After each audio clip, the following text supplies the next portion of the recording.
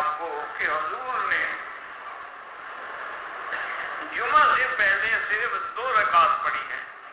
یہ حنفی جو 4 پڑھتے ہیں یہ غلط ہے.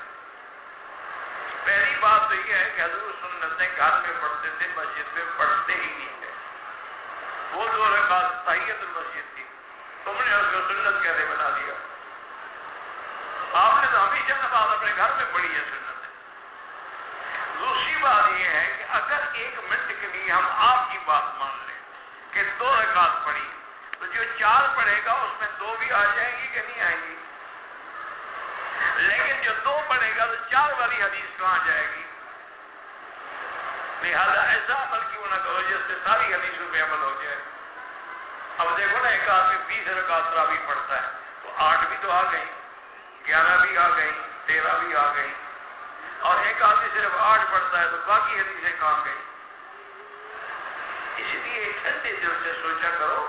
امام ابو حنیفہ رحمۃ اللہ علیہ ہمیشہ بڑا جامع قول لیتے ہیں اور ایسا قول لیتے ہیں جس میں حضور پاک کی ساری، تو ڈاکٹر تو آپریشن نہیں کرتے. گزارش یہ ہے پاک کی ساری حدیثوں پہ عمل. سوچا کرو امام ابو حنیفہ رحمۃ اللہ علیہ ہمیشہ بڑا جامع قول لیتے ہیں اور ایسا قول لیتے ہیں جس میں حضور پاک کی ساری حدیثوں پہ عمل ہو.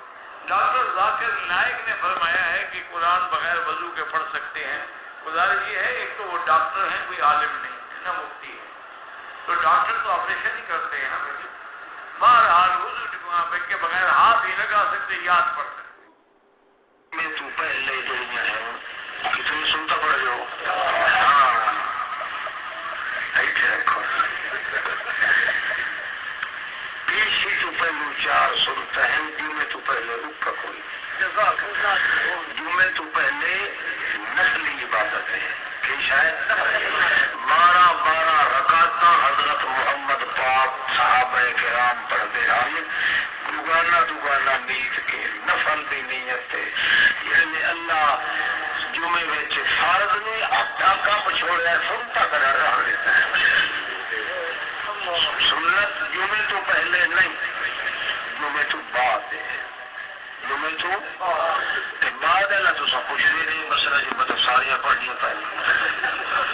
بعد دے 2 سنتا بھی ہے، 4 کٹھیاں چپڑ ہوتا بھی ہے، 6 پر ہوتا بھی سنت نبی پاک بھی، پر 6 پر ہوتا 2 پہلے پڑھنے انتے 4 پیچھے. ابو داؤد شریف کے حضرت عبداللہ بن عمر نے انہیں پڑھ کے دکھا لیا ہے.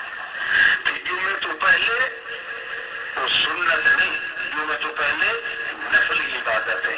مگر نفلی عبادت ہی زیادہ تو زیادہ کرو. اللہ کے رسول فرمایا جرا جمعے تو پہلے تو وہ سب تو پہلے آ کے نفلی عبادت کرے گا ہے. میں محمد پاک وہ بھی چیچی انگل تو کھد کے کٹھے ہلا کے بیٹھتے ہیں. گل سمجھ آتی کوئی ہے؟ یہ مسئلہ ہے. کون سا کرو تیار. ایک اور مسئلہ